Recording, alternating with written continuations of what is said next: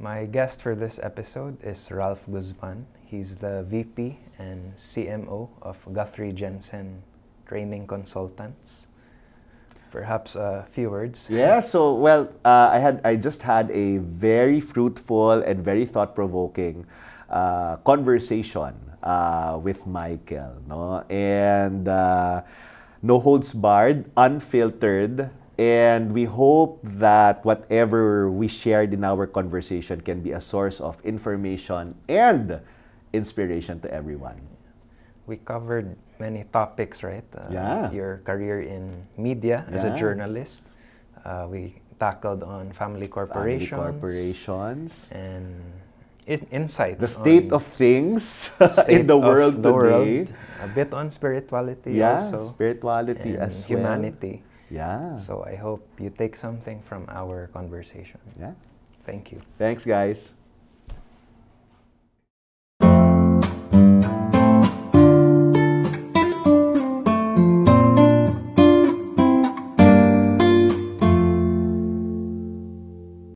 Afternoon, Ralph. Hi, good afternoon, Michael. Thanks for inviting me. Yes, it's good to see you in Cebu. Likewise. Always happy to be here in Cebu. Okay, so I was able to attend one of your seminars and I was quite impressed. Thank you. So Guthrie Jensen, no? This is a family-owned training firm. Yes. We've been around since 1979, so I'm a consultant for Guthrie Jensen. Well, we conduct several leadership programs and communication, sales, etc. So we have 120 training programs. And of course, I had the privilege of working with you and meeting you, of course, in a recent workshop for family businesses. Yeah. All right. Was able to learn a lot, actually. We discussed family corporations. Yeah.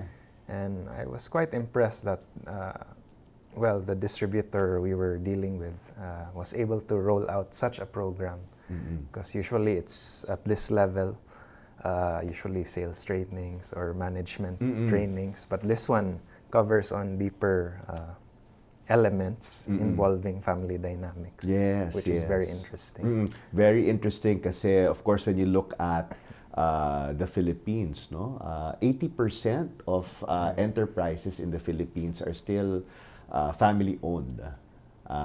Kaya it's always a good conversation at the very least to have, and then move from conversation to making policies for a family business, especially. Okay. But before that, maybe we can delve a bit with your background, your humble roots. I understand you were a reporter, a journalist at some point in your career. So maybe we can walk through your career, how you started, humble roots. Yeah, this is funny for me kasi normally I'm used to interviewing people, so I feel like a fish out of water being interviewed by Michael this time, no? So baliktad. Baliktad. So I used to be a journalist, fresh from college. Literally 1 week after graduation, I reported to work as a journalist. I was a TV reporter for GMA News for a good 5 years. Best years of my life, so to speak, when you're young and a bit naive pa siguro, if I may say. But, you know, it was a good time, no? Kasi when you join GMA News and Public Affairs, talagang we really believed in serbisyong totoo, journalism na, as we used to say always, diba, yung walang kinikilingan, walang pinoprotektahan. And then, 5 years into the job, I felt that I was being given another calling. And the direction, of course, brought me to the corporate world, and I joined Guthrie Jensen. So, Guthrie Jensen being the leading management training consulting firm in the Philippines. So I was very excited for the opportunity to contribute to the organization. I've been with Guthrie Jensen for the past 15 years, no? And as you say in Filipino, doon ako tinubuan ng ugat or roots at the same time. But, that's also where I spread my wings the most, which came as a pleasant surprise. And I haven't looked back since then. But as a kid, what was your dream job? Yeah. So you're right, no? I wanted to be a journalist, actually, when I was young, no? So as early as maybe elementary, getting into high school, I was very much attracted, no, with the idea of journalism as a public service. And it should be, it still is. Of course, all my training na since maybe grade 6, grade 7 high school was really geared towards becoming a journalist, no? So high school, you may have heard of many journalists now who started off with their school paper. So I started off with a school paper in my school. Of course, college, in the university, I took broadcast communication in UP. So my training talaga was geared towards that, no? I wrote for the Philippine Daily Inquirer when I was in high school and early college. And also did radio programs in UP kasi we had the radio station in UP. And doon ako na-discover actually, and eventually I became a reporter for GMA. What sort of subjects did you cover? Everything? Politics? Business? All around. And GMA, or I think it's an industry practice naman, no? You are exposed to different kinds of stories, no? So when I started off as a reporter, I started out as a police reporter. So they put you in the graveyard shift. You cover all sorts of crimes, so to speak. And you learn the ropes through that. I did human interest stories, of course, breaking news, definitely, no? So one of my memorable stories was covering the typhoons, unfortunately, in Quezon Province in 2004, no? So yung sa Real, Infanta, and General Nakar, no? So as a journalist, it was both touching, and at the same time, syempre, the sense of empathy that you feel, no, when, for example, a typhoon happens and you are at the front lines of what is really happening, no, and how a devastating event really devastates families, diba? You see things at the ground level, which source of pride in the sense that you get the chance to report on it so that sana the word gets out there, and if ever the government has to do something or authorities, they're able to do something, no? So yung that mission na as a journalist, yung you're able to become a bridge, no, between society, and government, no, which has to do its mandate, of course, of serving the people. So I loved for me, parang the 3 L's yan, no? The least, the last, and the lost. Of course, was for me a very important part of the job. So, even though, as they say, no, unless you are top anchor of the network, it is really a public service. You have to be prepared to make a sacrifice kasi it is no secret that the pay is low, by the way. So if you are planning to be a journalist, get in touch with me. I will give you advice. But, as a fresh graduate, I saw it as an important mission and an important part of my life that I will always be proud of. Kaya lang, at some point, I was called to a different direction, which is, of course, now the corporate world. So your time as a journalist, it was really just the passion. It wasn't about the money. It was the responsibility of contributing to society, delivering objective news. Well, of course, wait. I'd be a hypocrite naman to say if I did not think of the money, of course. Of course, like any journalist, you have to learn the ropes. But yes, the mission, of course, was the primary consideration. No? Na, of course, a lot of people would mistake journalism na, I don't know if it still is now, no? Na, but yung You enter journalism to be famous, etc. Because the moment you enter journalism to be famous, nako, you will really expect frustration because it's a lot of hard work. Diba? You have to put in so many hours. The research. The risks to your life, especially when you do dangerous coverages. Diba? So, when you become a journalist, your heart has to be at the right place. Always. Diba? But syempre, you are compensated naman. And you have to be compensated appropriately and properly as a journalist as well. But you only do that by learning the ropes and proving yourself and investing the number of years as well. So, there has to be that point, I think, now you will have to decide na, is this what I want to do for the long term? And I have the greatest admiration for those who have decided to stay in the industry for the long term.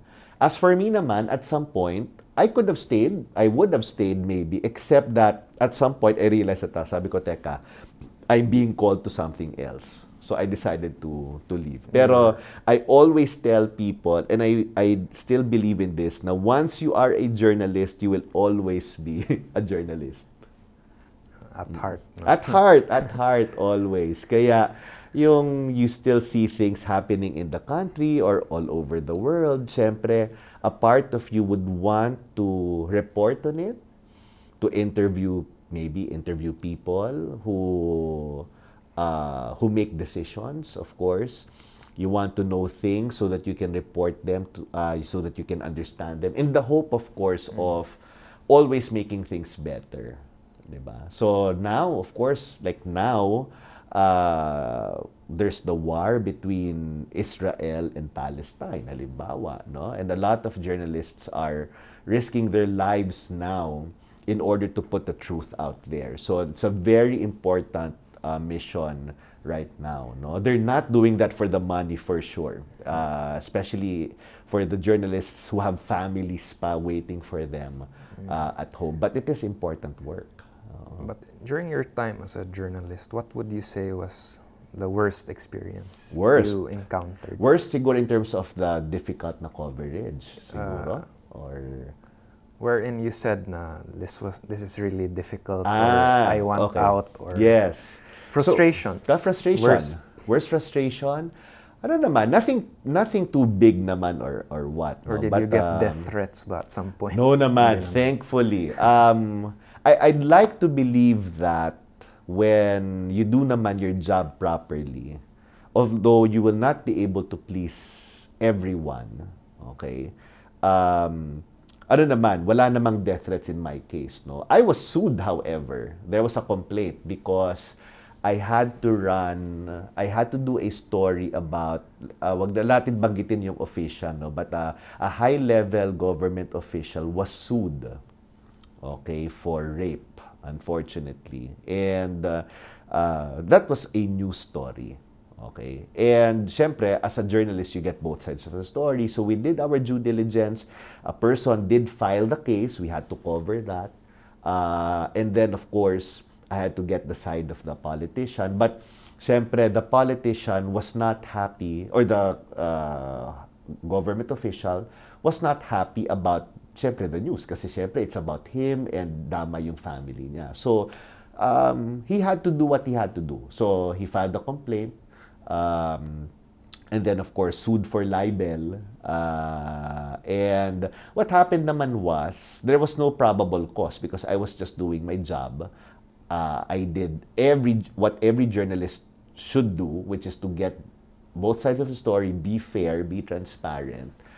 So, ang nangyari nun, of course, the complaint against me was instantly dismissed. It did not even prosper into a case. However, yung nag-file ng case, of course, was sued and it went into court.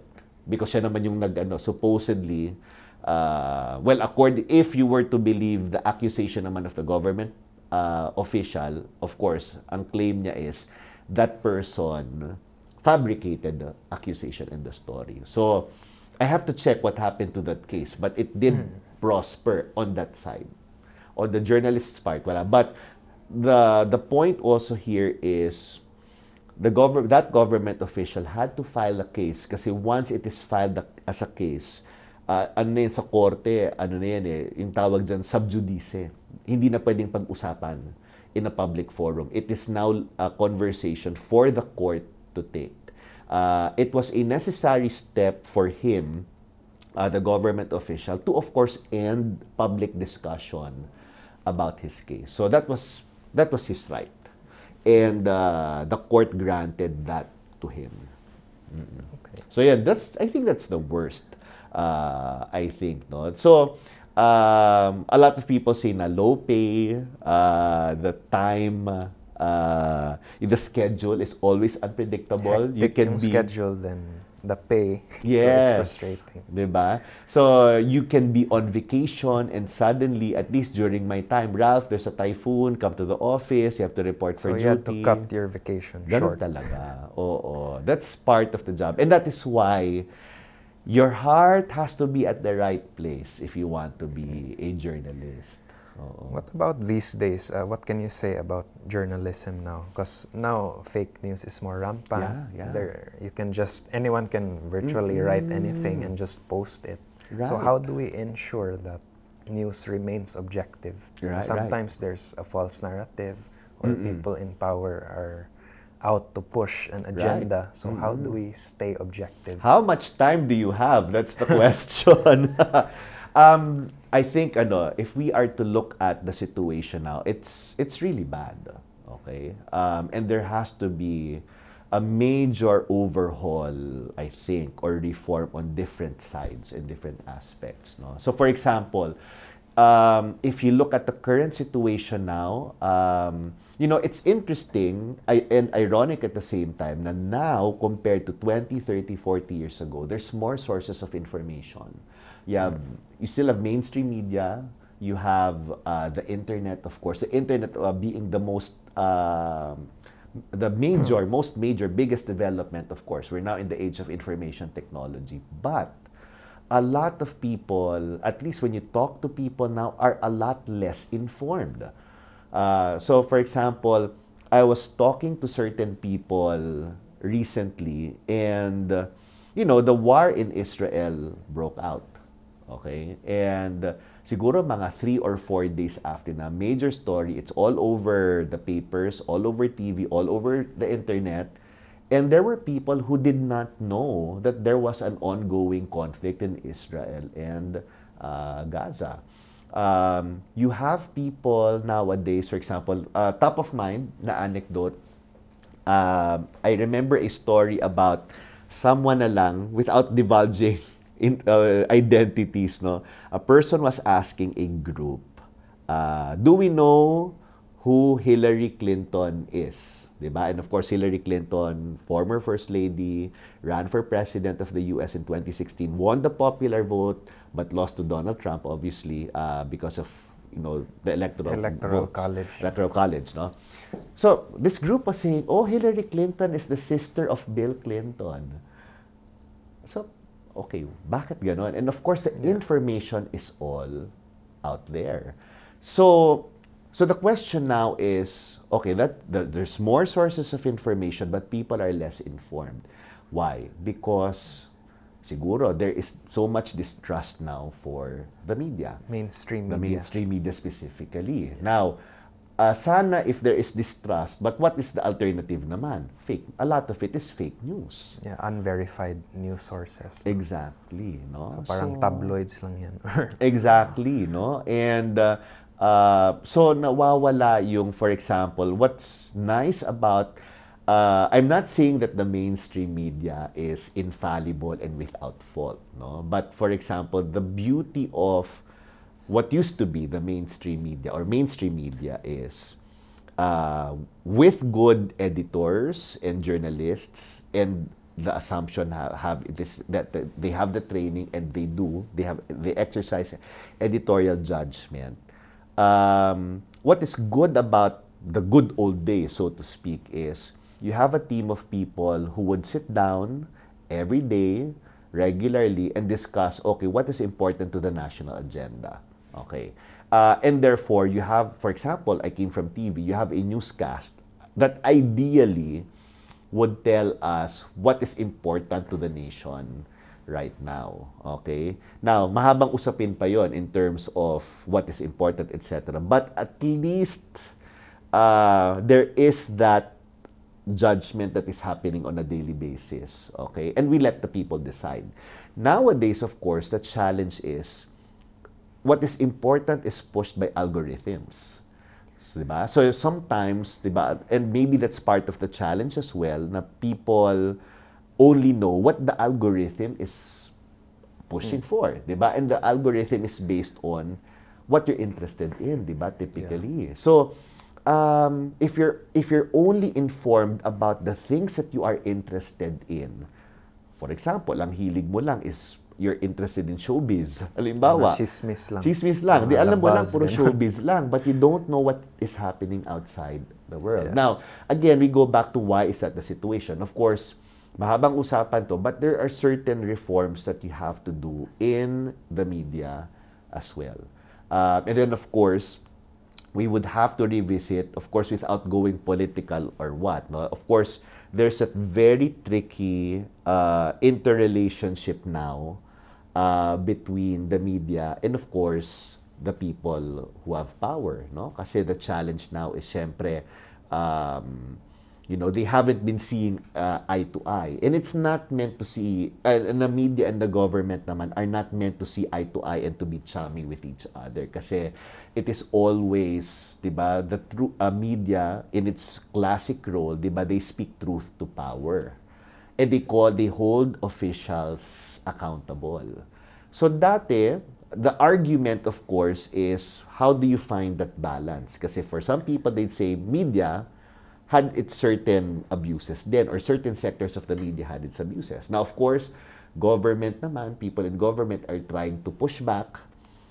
Ano naman, some people will say baliktad naman. Of course, the media naman is not able to do its job. So how do you find that balance? Kasi diba, news organizations are well owned by oligarchs, you would say. Supposedly. Di naman lahat. And may mga media din na very radical din sa narratives nila. So it's very hard to get that balance. No? For now, you know, it's a very long discussion. I will let my respected friends in the industry to do that. No? At this point, kasi they would know better.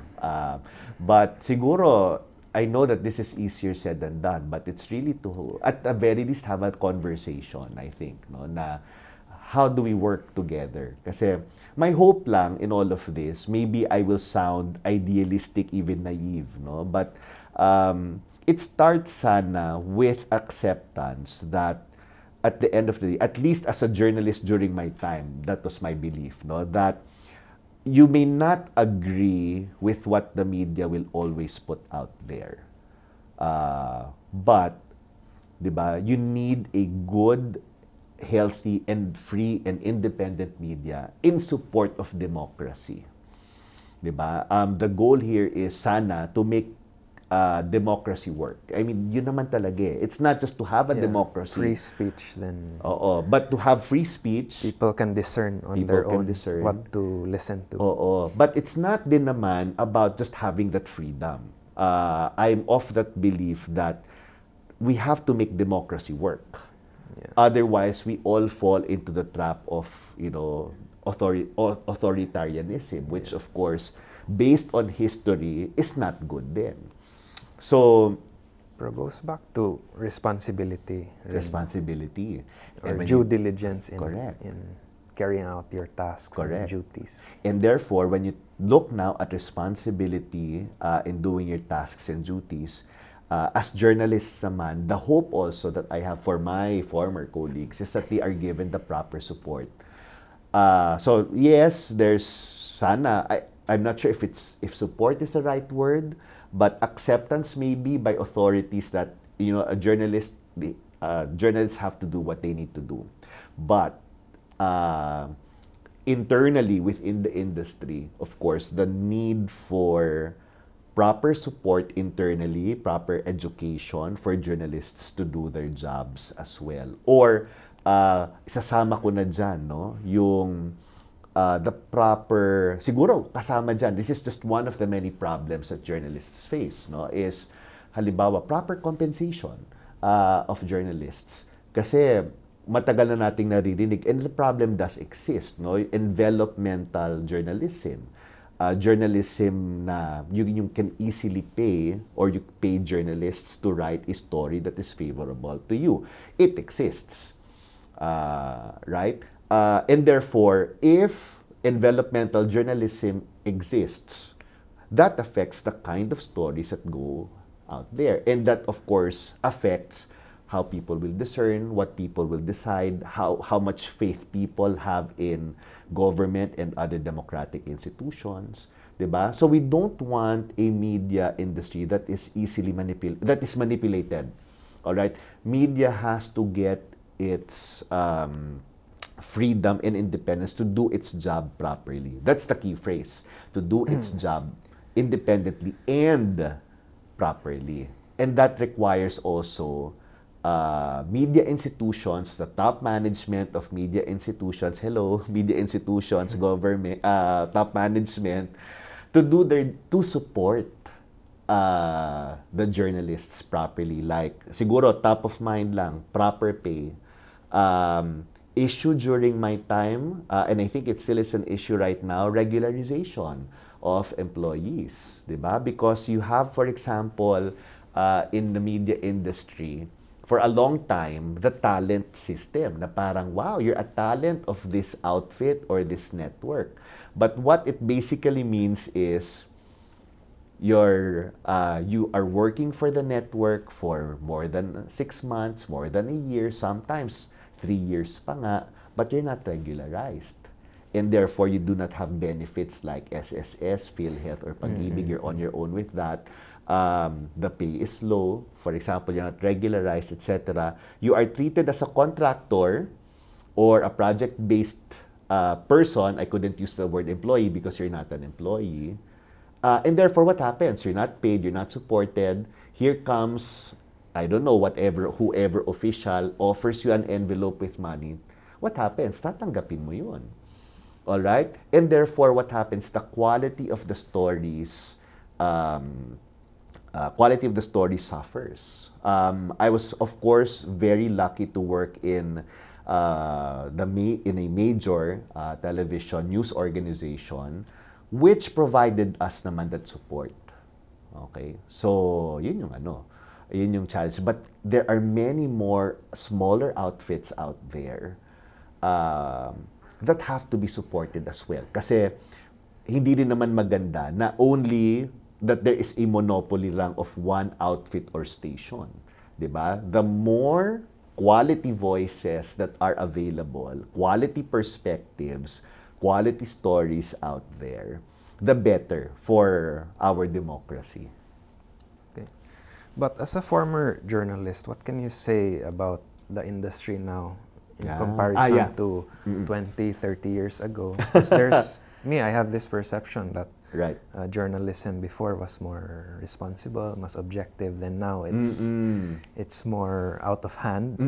So what's your comment on the industry now? I can speak for at least my colleagues in the industry. No? The responsibility is there.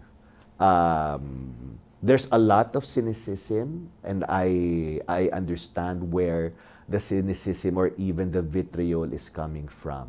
No? Kasi, halimbawa, on one end, the media have been vilified. Okay? Because, for whatever reason, one, maybe because they're doing their jobs, and people who are the subject of negative stories do not like to be held accountable. But there are cases where they're also not doing their jobs fairly. And on the other side... So there are two sides of it. There are two sides of the story. Therefore, there has to be more aggressive self-regulation. That's the key. Diba? That's always the discussion in the industry now, self-regulation. But the moment it is, kunyari lang, hindi naman to nangyayari or di pa nangyayari, no? Now, the moment it is government doing the regulation of media, that's when it becomes not regulation but censorship. Now, which is tyrannical, no? which can be tyrannical autocratic, na. Hindi na tyrannical. news yun. You actually get Control propaganda. na. Yeah, it's control. Right. Oo. So propaganda na, and therefore you don't know. Yes, you own. Baka so the challenge there is you only hear good news, di ba? Pero there might be problems that we don't know about. Or too filtered na. So it's yun not lang real naman ang news fear natin. But going back to your question, how is it now? Siguro on a personal note, hearing it from from friends, I still have good conversations with people in the industry. Mahirap. It's really difficult to be a journalist right now kasi there is more scrutiny from the public, which I think is not inherently bad because it pressures the media to be more transparent and to do the job properly, because you will face backlash right away on social media if you do not do your job properly. But it can also be toxic because there are times din naman na you are doing responsible journalism and you are attacked for it and you are harassed for it. That's when it becomes Pero depends a rin problem. who's in power, no? Or Yeah, sometimes, oo. who calls the shots kasi who's in power usually dictates, then siya yung ano. But the problem, of course, and challenge now with media is, it's not unique to the Philippines, it's global as well kasi we have seen a rise talaga in populist governments talaga, and or authoritarian governments, and of course authoritarian governments are not necessarily friendly to media holding them accountable. Pero very polarizing din yung political narrative now, like with left-leaning or right-leaning. So it's very extreme. Which is very sad, no? Kasi parang everyone now, whether it is media or government as a whole, we see this especially in the US, na parang you are either left or right, di ba? But, in order for us to move forward, at least in a democratic setup, diba? There has to be a middle ground where we can talk and discuss with each other, where we can agree on facts, what is true, and you have to meet in the middle, one way or another. But that willingness, does it go back to our values as people? Kasi human nature, of course, we're inclined to doing destructive things. Yeah, I think it goes back to us. And the thing that we can do, of course, is to elect the right people. Now, who are the right people? Ay, di na ako magko-comment dyan. Kumbaga, it is up to each person to exercise proper conscience. Pero di ba, sa Philippines, di ba, we have heard of stories of, syempre, habang discussion pa nito, but di ba, vote buying, di ba, people selling their votes, di ba? But, ultimately, the hope naman, it's not just in the Philippines, but, worldwide, di ba? We vote the right people into office. Yun naman yun eh. We have to exercise our right to vote. Or at least participate. Kasi in other countries naman, di ba? People do not even vote anymore. At least sa Pilipinas, ang maganda sa atin, the vote turnout is still a lot higher. But again, who do you vote for? Diba? Babalik tayo sa media. Diba? And the hope is that the media is able to do a good job. Diba? And I'm sure the work is there, the effort is there to do a good job so that people can be informed and they choose the right people who will occupy government positions. But at the end of the day, diba? What is beautiful about our country naman, I'd like to think that we are in a good position naman. Well, not everyone will agree with me, but we have the freedom to choose, diba? Who to vote for.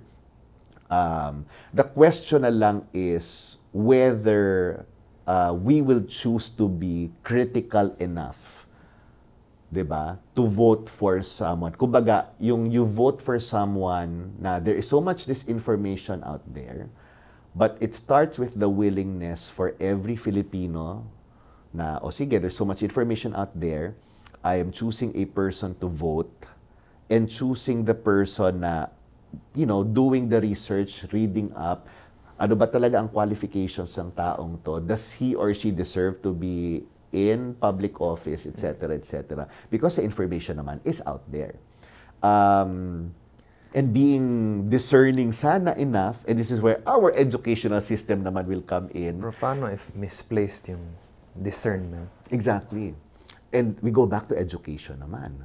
Yeah. Diba? That's the challenge. So, ano yan? Kaya it's really an overhaul, diba? Multi-sectoral overhaul from the education to the media to the government, diba? But it boils back to people, diba? We have the freedom to choose, but part of the freedom to choose, I think, is the responsibility now to do your homework. Kasi if a person is voting blindly, yun ang masama, I think. Diba? Yung you vote kasi, siya yung popular, siya yung lang naririnig ko. Dapat may basis. Right, siya yung viral ngayon on TikTok or Instagram, and that's the only basis. But even before social media, we would hear of that already. Diba? So for example, I'm not singling out showbiz personalities, pero there are a couple of showbiz personalities or media personalities who became public servants. Some of them have proven themselves to be good. But diba? some were wrong for the Some job. were also wrong for the job. Diba? Pero kung ang reasoning ng voting is, I'm voting for this person kasi idol ko siya. Kasi goes back to education. sikat siya. Diba? So, nowadays, with social media, you can do your homework. You can do your homework. You should do your homework. And at least, alamin muna natin. So, voter education yan. Voter education naman cannot be the responsibility of media alone. Government has also to step in. Voter education is there. Going back to education, diba? The values of our country. What kind of people do we want to see? So, goes back to individual responsibility. Yeah. But what can you comment about in terms of our values, our morals as a collective society? Is it better off now? Nako, am I qualified? Am I qualified to make well, ano naman di ba? Ako siguro the way I see it, like any generation, we are always a work in progress, di ba? And ako naman, there are good things about our society. Today, we are more vocal, I think. Diba? We are the social media capital of the world. We are very vocal. We make our beliefs known. We are highly opinionated. Unfortunately, we are also more fragmented as a society. Diba? And therefore, but again, that is a global phenomenon. Na parang your identity now is also defined by your political beliefs. Diba? And that makes it more difficult now for people to come together and have a discussion about, okay, we may have political differences, but okay, at the end of the day, what is our policy? What can we agree on so that we can come up with good legislation moving forward, good policies, execute good programs for our country. Diba? So, ano naman, there are good things and bad things. I'm not sure lang if I'm qualified enough to do a commentary or if there's enough time. But would you say we're better off now or yung sa time ng parents natin? I'm sure, of course, there are pros and cons with technological rise, of course, Facebook, TikTok, but may good and bad. So it's hard to say. Ako, it may be too early to say. Too early to say because, diba, now, things are still unfolding, diba? Parang ano yan I think, this is just purely my opinion at this point, na parang, it will be history that will judge us diba? So right now, ang nandito ngayon, we have the Gen Z, the Millennials, the Gen X, we still have the Baby Boomers very much around. But but ultimately, I think we will all be judged by the succeeding generations. No? Did we make life better for them? Will they have better education because of us? Every generation naman has a complaint about the previous generation. But that's the key. It's the next generation that will judge us. Diba? So, I think, we can only hope for now or work for it Now we create a better, stronger, healthier society so that our children will benefit But from it. siguro Sana. that starts within, no? I think Yeah. it goes back to individual responsibility Yeah. and playing our respective roles before we Correct. talk about things Yeah. on a collective level. Kasi if, Mm-mm. let's say, if yung room mo magulo, how can you go about Exactly. like dictating people on a larger scale? Fully agree, di ba? Di ba? If we want society to change, it starts with Within, also within. at the family level. Family level, di ba? Siguro ang isusundot ko lang dyan is, leveling the playing field. No? And that is why we hope for government to step in. And I'm sure, I've met many civil servants in government who are really very sincere with that job. No? Kasi at the end of the day, Idealistic, passionate, yeah. there for the right reasons. And their heart is in the right place, definitely. Kasi at the end of the day, syempre, we want people to make better decisions. Again, we go back to education. Diba? But many will argue in this country, diba, that education is a privilege and not a right. Because not everyone has access to quality education. So, babalik tayo sa government now. How do we make public schools education, natin, the schooling system? is it up to standard? Right. There's a discussion, should we continue the K-12? Halimbawa, or do we just strengthen it? What would be the system? Kasi hindi naman pwede na those who are making good decisions are only the ones who can afford to go to a good school. If we want to really strengthen our society, it has to be talaga, education really plays a very critical role and making sure that everyone has access, sana. Now, I know I sound very idealistic, pero yun talagang ideal, it doesn't change the value of education. Yeah, I think yung foundations intact pa rin, even if we progress as a society, maraming changes, but yung foundations have to be intact and in place. Right. So And I was the family also. The family. So I was very lucky and privileged, of course, to study, for example, in a good school like UP. And sa UP kasi talagang it's instilled into us from day one na you have to think critically. Na kumbaga, you have to use your brains, so to speak, di ba? Ako, ang dadagdag ko lang dyan is, you have to listen, of course. You have to listen, you have to be objective, but you have to be discerning and critical so that you can always make a good decision. Alright? Not a bad motto to live by. Alright? Pero hindi naman pwede yung critical ka lang for the sake of being critical. Definitely to attack. But it's critical so that at the end of the day, you can contribute to society, diba? And that's the hope for everyone, diba? In whatever our role is, diba? So it's also the attitude, no? And how we approach or mindset natin towards life, towards work, towards our careers. Kasi if misplaced din, or if our egos are in charge, then iba yung priorities. Correct. So iba yung outcome. So the values are there, of course. So again, values formation. So they start at home, they start in education as well. So going deep into the roots talaga of What can you education. say about like families in society now? Mas marami bang divorce rates or I'm not sure about the rates now. how's the diba? statistics for families? Kasi of course, if in the intact families, of course, magulo. Magulo Like no? if Oo. you have absentee fathers or if you have irresponsible dads. That's then true. I don't have the carries data. I don't have the data, but 'di ba we would hear about it, 'di ba, na that the world has become more worldly and secular, 'di ba? But I would agree with that because the songs we hear now mostly about sex, about consumerism or superficiality. Consumerism especially, If you compare it to old songs, it's very substantive. Right. So for example, and also siguro dadagdag ko dyan, no? And again, this circles back to education. I have friends, for example, in the media industry who would, tell me stories firsthand na For example, one of my friends is a director, film director, and he would get messages, for example, from high school students. So one is a film director, the other one naman is a talent manager. So manager ng mga artista.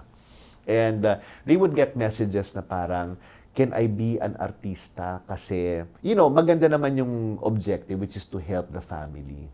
Pero the value behind it is, kasi ayoko na mag-aral. Kasi gusto ko kumita ng pera right away so that I can help the family. So, parang I get it, we get it, or maybe, we get it that medyo we have to help the family. short-sighted, no? Yeah. Motives are short-sighted. I get it that we have to help the family. Pero for example, but if you look at the value behind it na parang, I will forget, parang what it communicates to a certain extent is, I will forget my education, I don't see any value in education, mag-aartista na lang ako. Shortcut yung approach. Shortcut. And we see more and more of this. And now, some people might argue, I don't have the data to back it up, pero may mga commentaries naman dyan, di ba, na parang everyone's posting, I have a new item, I have a new gadget, I have a new bag, new dress on social media. And of course, it becomes, di ba, fodder for, I want that too, di ba? Yung, the irony now, di ba, with social media. I don't know if you check out social media a lot, di ba? Yung parang, yung keeping up with the Jonases, di ba? Na kailangan, meron ako nakitang a friend of mine, an acquaintance of mine has this, kailangan meron din akong ganyan. Ganyan. I think what prevails these days is people tend to pursue what's expedient. Yeah. Yung superficial aspects as opposed to the more meaningful and substantive things. And same with news, diba? We talked about sensationalism earlier. Right. Of course, the news that sells is yung mga chismis, yung mga bad news. So is that human nature na yung tao gusto lang sa they prefer the shallow yung mga chismis type news over the substantive stuff. That is always the discussion in media, kasi as a former journalist, when we would come up with stories, diba? Let's face it, the media in the Philippines, they are a business. They have to make money. To be fair to them, they have to pay their employees. That is always the pressure. They have to be profitable. Diba? The public expects them to deliver with the best equipment, the best quality that costs a lot of money. Okay. Now, the challenge there is, in order to make money, you have to get more and more people to watch you. Diba? And here's the thing. You put out a story on, halimbawa, policy making. We see that not just in the Philippines, but worldwide. The moment you talk about, you do a 10-minute story lang, halimbawa, about policy, nako, tulog ang audience mo. Lilipat sila ng channel. Hindi na sila manonood ng balita. So, the challenge palagi is, for journalists, okay, we want to push what is important out there, what we feel is important, and let's see how the public will react. But because sometimes, it is alam na that that people will not watch it. It will pull down the ratings. Yeah, diba? So it's what about happens? the ratings. It's about the ratings. Kasi again, it's a business. So what happens? You're right. Kung ano ang viral, ano ang sensational, ano yung ano. So the challenge palagi, even up to now, is identifying what do we air? What will be the headline story? And typically, what is headline, all right, is what is important to society. Ideally. Yeah. Exactly. Ideally, that should be the case. Pero there are pressures internally, and it is understandable na anong lalabas natin na story. Practical approach, pragmatic approach to certain things. So Right. I think goes back to balance again. But this is now where the debate comes in. Kasi the original intent sana of the news industry, at least alam ko, this is the practice in certain countries. The original intent talaga is, television stations, I speak for television at least, no? Television stations are given the franchise, they are given the frequency, but they are mandated by the government to allot certain slots or time slots a day for news. Okay? So that the people are informed, di ba? Yun yung, yan yung trade-off or obligation mo for getting a franchise. Now, because you are not, yung mga entertainment shows, supposedly you can make as much money as you want, di ba? If you are a TV station. But the original intent talaga sana in news is that a network must be willing to sacrifice a certain amount of its profitability to do public service.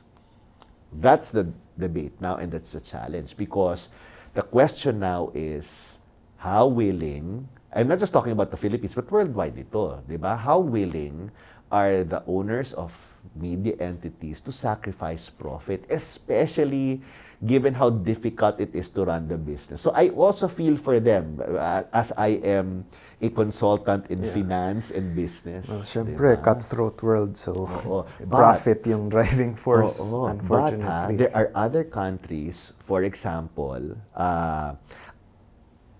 I'm not sure if it still exists, but I think, if I remember correctly, si Germany, for example, pag newscast, bawal ang commercial. Okay? Therefore, what is the implication of that? You can deliver the news, you have more time to deliver the news because you don't have commercial breaks interrupting the news. You have, pag sinabi mong 1 hour ang newscast, 1 hour talaga na puro news lang, no commercials. But it's also very much true na if your newscast, for example, is puro commercials, commercialized na nga, sabihin natin, what happens? You cannot do the news about your advertisers as well. Diba? Not just talking about government, but advertisers. So, kunyari, we hear this sometimes in the community na, merong product defect si ganitong company. Kaso, major advertiser. You can't do a story because the network is afraid of losing that advertiser. So, and what happens? The public does not know that there is a quality issue unless it becomes too big of an issue that the public and the media could no longer ignore. Yun yung challenge. Diba? So, there's a lot of industry reform that has to be done. Multi-sectoral reform, I think. Kaya, that is the challenge. So I leave it to those who are still there. So like in that scenario, how do we prevent from, or how do we refrain from being sellouts? Like syempre, we have different priorities, but sometimes there's a higher duty or based on morals or syempre conscience natin. So because sometimes it is necessary to take a certain stand, but sometimes we're expedient that we want to protect whatever comfort zone we're in. Yeah. So, paano yan? Hard to say. It's really, there's no easy answer to that. Depende din sa convictions ng tao. It goes back to conviction, no? And that is why, what I hope that the public will also appreciate is that while there is a lot of criticism of mainstream media, there are still so many people in the industry who are doing it as responsibly as they can. Their heart is in the right place. They have sacrificed, they have offers minsan to join PR, public relations, and, there are offers to do more lucrative careers.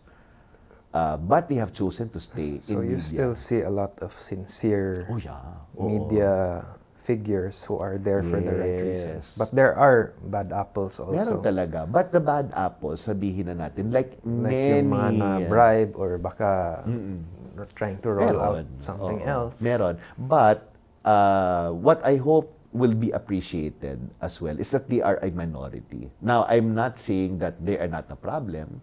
They are. They cause problems. But I'm always, I see myself as an optimist, a hopeless optimist. The big picture is, diba, if the media is able to do its job, with the right perspective, with the right support, with the right resources, it can always be a partner to strengthening democracy and making sure that democracy works. Not just to have a democracy where people have freedom without the responsibility, but to make sure that the institutions really work and do their jobs. Kasi sino pa ba ang gagawa, di ba? Yeah. Maganda lang now, of course, is social media, and that's what I love about social media as well. Social media allows the public, people, di ba, to voice out their concerns straight to the politicians themselves. Di ba? When you tag a politician and you do a hashtag pa nga, well and good. I am in favor of that. But of course, we also have to look at, paninaw ko lang dyan, looking at how we can ensure that social media is a productive space. Kasi there are troll farms. There are trolls and troll farms. That's the dark side. So, pros and cons. Pros and cons, di ba? So, we can fault all the media we want, definitely. And the hope is, they listen to the feedback and do whatever reforms that are needed. But, teka, sa social media, let's not forget, there's also a need for reform there and to make sure that if information will shift, and it has shifted more into social media now, how do we make sure that it is a productive space? Diba? So kasi ngayon, diba, people get their news on social media. Wala nang nagbasa ng newspaper. Although there are some pa, but it has shifted. Yeah. Kasi now, for example, with artificial intelligence, diba? AI. Yun lang, the challenge for misinformation can come in, diba? We see a lot of photos of, kunyari lang, photos of Pope Francis on a skateboard wearing branded fashion clothing, di ba? Na cute actually, pero nakakatakot lang kasi when you look at the picture, it really looks so real. Di ba? So we have to be on the watch out for that kasi baka mamaya so yung mga pictures ni Pope Francis medyo nakakaaliw pa yun and cute. Di ba? Pero for example, if there are people with vested interests who will create now, kunyari, a situation, a fake story. Tapos now, dati text lang, ngayon ay pictures na. Pero fake na rin yung pictures, AI generated. Nakakatakot yun. Because even if you are very discerning, but the AI generated image is so good, it's hard now to make a decision. Diba? So, kunyari, meron kang kalaban sa politika, ginawan mo ng skandal. Tapos, nag-invent ka ng picture. And that person, kunyari, is actually kunyari lang naman to, na a good candidate. O, sayang yun. Kasi we may lose out on an opportunity to elect a good candidate. Masira yung So, ang labanan ngayon, maybe, no, ang future prediction dati, ang labanan sa Pilipinas daw, no, is paramihan ng di ba? When you talk of vote buying, kunyari, na lagi natin naririnig. O baka ngayon pagalingan na ng troll farm ito and pagalingan ng AI generation ito, di ba? In order to win an election. Well, in the US, you've seen part of that, di ba? The fake stories on both sides of the political spectrum in the US na, a lot of Americans supposedly voted for this candidate or this candidate because they were swayed by scandals that they read on Facebook and other social media platforms that were not even true. But they were written so well. They were drawn by it. It shaped their decision on who to vote for. Yeah. But it was inaccurate. And even in the last election in the unverified. Philippines, there were a lot of stories then that were not true that influenced voters. Diba? Ang gusto lang naman natin is, okay, we have the freedom to choose, but we are given the right information. Diba? So dalawa lang yan. Either we have all the right information so that it is easy for us to decide, or we may not have, kasi ideal naman masyado if you have all the nicest quality information, which is asking for too much. I don't think it's realistic at this point. I mean, let's face it, di ba? Pero, kung hindi man yun possible yun, sige, the discernment. Again, go back to education. So may machinery, no, that can bring about a narrative that can, in a way, brainwash whoever will be would be reading or checking out social media. Yeah. So that's scary. It is quite scary in that sense. Yeah. So yun, kaya wow, 'di ba? So that was my life as a former journalist. So As you can see, I'm still very passionate about, what's happening in our country. I've always been like any Filipino, I guess, no, we do our best to love our country as much as we can, di ba? But thankfully, and I say thankfully because, syempre, not everyone stays as a journalist forever, di ba? And fortunately for me, I've been called to a different direction as well. Ayan. Okay. So, I think going back to that, I think it goes back to responsibility, values, and I think competence din, and of course integrity. Kasi we can have competent reporters, competent employees, pero if their heart isn't in the right place, they can misuse yung talents and gifts nila. So, that's the danger. Kahit magaling yung tao, they could be deceptive or they could be cunning in a certain regard. Right.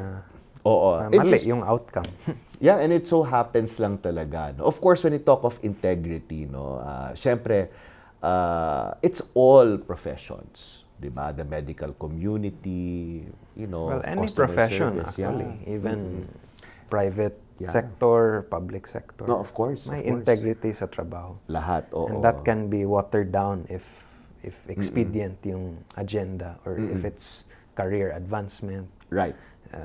That you sell out your soul, you sell out your soul to the devil. Well, there's a verse for that, I think. Yeah.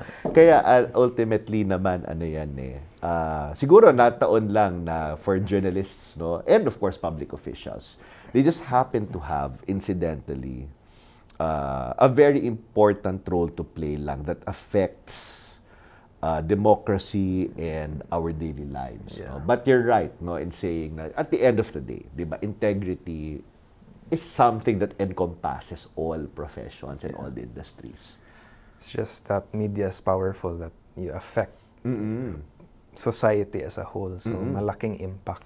It is, after all, a very powerful platform yan diba? When you think about it. Yeah. Okay, so we've covered your journalist, reporter, media life. Okay. So siguro now we can delve a bit more into Guthrie Jensen and your profession now as a consultant. Yes.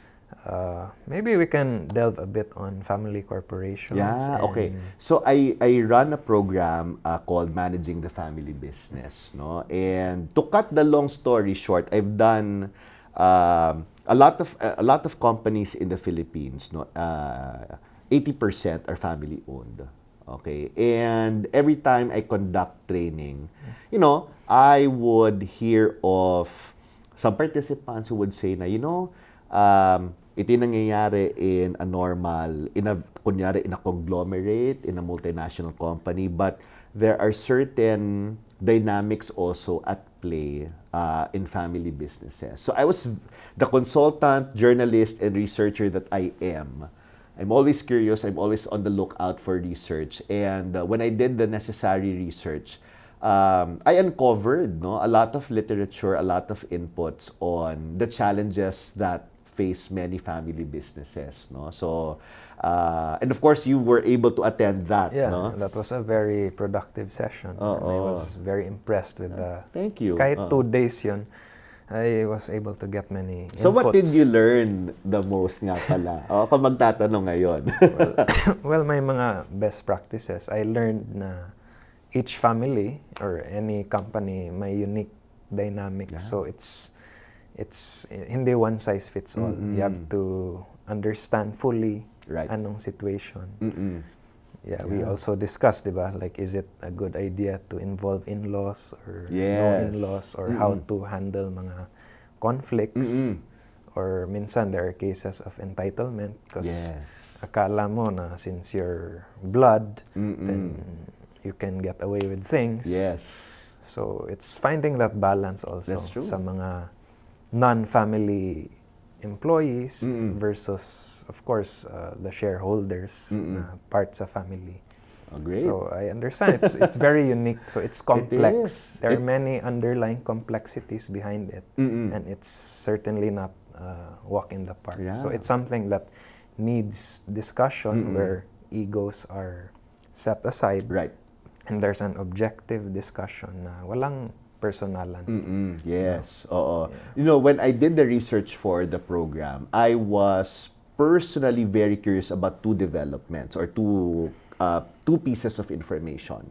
The first being, when you look at the Philippines, for example, in many countries, 80% of companies worldwide are family-owned. So sa Philippines, mga 80% yan. Now, when you look at the data is not very good. Why do I say that? Because out of 100% of family businesses, only about 40% Hindi make masustain. No? Hindi It doesn't masustain. last. Yung third generation somehow squanders it Yes. or are not interested. Right. So hindi yan discussed thoroughly. Right. So buti kung umabot pa ng third generation. That's the thing, no? So from the first generation to the second generation, only 40%, roughly 40% make it. And from the second generation to the third generation, only about 13%, if I remember correctly, make it. So ganun ka konti. And you're right, no? Pagdating sa third generation, the pattern worldwide is a lot of families end up squandering the gains of previous generations. Now, I found this very interesting because if you look at our demographics now, no, if you look at the baby boomers, diba, those who were born 1945 to 1962, a lot of them have either retired already or are in the process of retiring. So imagine kung majority of that are family businesses, they are now passing the baton to the second generation. Diba? That's where our society is right now. And therefore, there is that challenge and opportunity to make sure na if the baby boomers are passing the business down to Gen X, or Gen X passing the baton to the millennials and the Gen Z, no, depending on the age, no. If we want business continuity and success, we have to do the turnover properly. But you're right, no, it is very complex kasi ano tayo di ba, the conflicting positions or areas, di ba, na you are a family member, but at the same time, you are part of operations, you are the owner. Yeah. Diba? Meron kang empleyado who happens to be your sibling or your child. Diba? We say that we love our family unconditionally. Diba? And if you remember, unconditional nga yung love, pero as an employee, puro mali. Puro bulilyaso sa trabaho. So wait, can I fire a family member who happens to be employed? But I love that family member. Yeah, he is my flesh and blood. Right. So, in the program, of course, that you attended, diba, we discussed, diba, about, at the end of the day, diba, professionalizing the business. Kasi what we do teach in the program is, at the end of the day, diba, the objective of the family is for the business to survive, so that it continues serving the sustainability. Family. Yes. It continues serving the family. So the family ang makikinabang in the end. And that is why the family now must make good policies, good decisions, and to align everyone in the family so that we hear stories of families squabbling publicly pa naman, Yeah, no? pangit, no? Sa Pangit. news. Oo. So it's bad for the business but even worse for the family. So we do not want to wish Dirty that. laundry. Exactly. 'Di ba? Yung airing washing their dirty linen in public, unfortunately. Yeah. But I think the root cause siguro, it would go back to yung personality complexities Correct. of whoever is in charge. And yung attitude also. Because some Correct. are very close-minded, egotistical, na walang room for open dialogue Yes. or objective discussion. So Right. I think that's really a danger na. Yeah, it is. And that is why when you look at personality clashes, no? Kasi for example, you're right, you are dealing with a boss who happens to be your mother or your father. For example, you're a child, you're dealing with a parent. And you have a disagreement. Now, syempre, ang hirap dyan is you are in a conflict situation with a fellow employee who is at the same time your relative, 'di ba? Pero if there is no preparation in place, walang usapan, no policies in place, magkakagalit yung dalawang yan. So may mga cases na mag-ina, mag-ama, nag-aaway, but it becomes very deep because, for example, I'm a child angry at my father who happens to be president of the company, for example. It's very tricky because I might be angry with a parent, as a parent, personal, but at the same time, I'm angry as an employee. Which is which? Ideally, you'd have to be able to draw the line. But, Ma-refrain ba yan when exactly. people, of course, human nature to take things personally. Correct. So hindi yan Correct. mawala. And that is May why dumot or hugot. Oo, diba? hugot talaga. Hugot. And that is why two things, 'di ba? The earlier you are able to distinguish that it's complex. It's really starting with the realization that if you go into business with family, it is going to be complex, but it is doable. Okay? If, this is where the second thing now comes in, if you set the right policies in place. So for example, if there is an agreement with the family na, okay, we will not always agree with each other. Okay? Agree to disagree. Agree to disagree. Pero, we put the following measures in place na if we are in conflict with each other, these are our rules. We will resort to calm conversation. We will use calm language. We will not use below the belt language. Filter out yung mga personal stuff, subjective stuff, stay objective. Correct. So I always say in managing the family business that has to be put into place as a policy before. So a lot of families ang nangyayari is magkakaaway-away muna and then post-mortem na lang or in hindsight, 'di ba? Which is already too late. Baka by then fragmented na yung family. So ideally, the goal is to put the policies in place before they are needed and before they become emotional issues.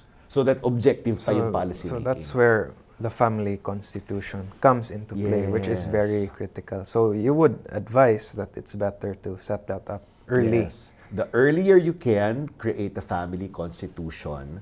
Now, what is a family constitution? Kasi, wow, constitution, di ba? It sounds daunting if you are like the Ayalas, which are who are in their 8th generation already. Now, of course, they would have a very, I presume, a thicker family constitution. But what about the businesses that are smaller pa, etc.? Yes, it is good to come up with a family constitution. It need not be a thick one right away, but you can start with policies like, halimbawa, communication guidelines, protocols, if we are in a conflict situation. Of course, there are legal aspects as well. No? The earlier that parents, for example, the first generation, they're able to speak to their children about how do we divide the estate, the better.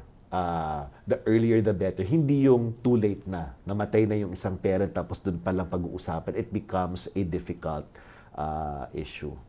So, I always advise you can start small, di ba? The things that you can easily agree on and then work your way up. I think mas mahirap if it's a bigger family, no? Yes. If maraming brothers and sisters, Correct. so magulo, then they'll make children eventually. So Yes. the tree gets a lot bigger. So Oo. it gets more complex yung Yes. paghati. So, Plus, if diversified yung businesses, Correct. mas complex pa. oo, that's why we discussed. Kaya the earlier talaga that the business is in place. Kasi the earlier that the constitution is in place, the better. Kasi usually, a good family constitution is in place when the founders are still there. Because they really set the tone. They are the ones who created Yung and nag-start, founded the no? business. They are the ones who, Had you the know, vision. the vision. Or Diba? And we give it to them, no, as part of the respect then for the first generation na what do you want to see in this family business? The succeeding generations, of course, their objective is to maintain, sustain, and grow the business. Okay? So, the earlier the agreements are, yung kunyari, between the first to the second generation, the better. But, you're right. Pagdating ng third generation, mas marami nang magpipinsan. Not everyone is involved in the that's business. the general narrative, no? The first gen makes the money, the second retains it, then Right. the third squanders it away. Unfortunately. That's the perception. That's the perception. That's the pattern. And that's yeah. true in most cases. In no? most cases, yeah. Kaya only 13% make it to the third generation. But it need not be the case. Diba? For now, kung 13% lang talaga ang magsusurvive into the third generation, at least there's still hope in the sense that you can be one of the 13%. And that's why the proper policies have to be put in place. So that's the hope, no? So the earlier a family can create the policies, no? So ang policies dyan would be guidelines. So there are ano yan eh, you can look it up, no? There's what I teach is the Harvard, it's a very universal framework, no? The Harvard 3 circles of family businesses, no? So there have to be guidelines in terms of number 1, the family, how the family must communicate with each other, must deal with each other, values of the family. So that's the family is one circle. The second circle, of course, is the business itself, like operations. So usually naman yan na yung employee handbook, for example, ethics, vision, mission, values of the business. And then third, of course, is the ownership, the stockholders, diba? So the bylaws of the organization. So there are basically 3 sets of guidelines that have to be aligned with each other. And when you put them together, that is, of course, the overall guideline or policy of the family business. So you would need to involve yung expert ng family constitution na lawyer. No? Ideally, it need not be a lawyer right away. No? So for example, I'm not a lawyer, but I've facilitated sessions for many families, for a couple of families, for their family constitutions. Normally, the conversations are very productive pag family na lang muna. Diba? So they can agree. Oftentimes kasi if there is a stranger in the room, parang minsan they're hesitant pa to share what is in their mind. That happens. Diba? But yes, once there is a draft of a family constitution, the family must, of course, consult a lawyer na rin. Kasi the family constitution, by the way, is a legally binding document. Yun ang maganda dyan. So, para mabawasan, if not, we're able to eliminate all conflicts, sana. The family must create these policies in a document that will really bind the family and that the family will really follow that document. And that is the family constitution. So, if everyone signs on it, legally binding yan. Pero paano if in the first place, wala yung willingness to communicate or to have that discussion. That's true, no? Ano yan? Well, In the first place, if wala yung attitude to clarify certain matters that might be problematic in the future, how can you even begin how to can you address? even begin? Oo. Well, we always say, 'di ba, in a collaborative setup, 'di ba, if there are many disagreements, there are always still areas that we can agree on. So, I always advise families na, okay, we might have disagreements on certain areas, but at the very least, if you're starting your family constitution, start with what you actually agree on already and put them into writing. So keep it simple and basic Oo. muna. Correct. Start there. Yes. So for example, 'di ba? Family constitution can include, for example, what are the values of the family? That's one. What does the family want from the business?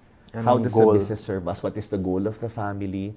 Siguro naman, hindi na Or contentious issue ultimate yun. purpose, Ultimate purpose of the business. Di ba? driving force. So of there this. are still many non-contentious issues that the family can talk about. And therefore, we start with that. Diba? Tapos, the objective palagi, when you start that discussion, as you create more agreements and more policies, mas harmonious in the long run. No? mas harmonious in the long run, if you're able to create policies together, then you are also able to build trust and solidify that trust. Once you have that trust, then you can venture into the more difficult conversations. But that's also why, at the same time, it helps to have a facilitator from time to time. Diba? Because you need a neutral person who will guide the family and keep things grounded and objective. So yung lawyer or yung expert. Yeah. What would you say would be characterized as a difficult conversation? Okay. So for example, pagdating sa hatian ng mana, that is always the Share, trickiest, di ba? yung The percentage. sharing, kanino pupunta ito, yung mana, how many shares, a percentage. And typically, in my experience facilitating for different families, di ba, a lot of families will say that, Ralph, kasi ang morbid ng usapan, di ba? Because, for example, the children are there are 4 children, the 2 parents are there, di ba? Yung thinking palagi is, para namang pinapatay na natin yung parents natin. They're still there, they're still in the room, and parang we are already talking about kung paano natin paghahati-hatian, how we will divide the properties when they go. So, it's understandable. Siyempre, we love our parents. We don't want to do that to them. But the conversation has to begin, di ba? We cannot avoid difficult conversations because we are uncomfortable. Because here's the thing, if there's one thing we learned from COVID, di ba? Especially during the height of the difficult variants, di ba? People can come and go anytime.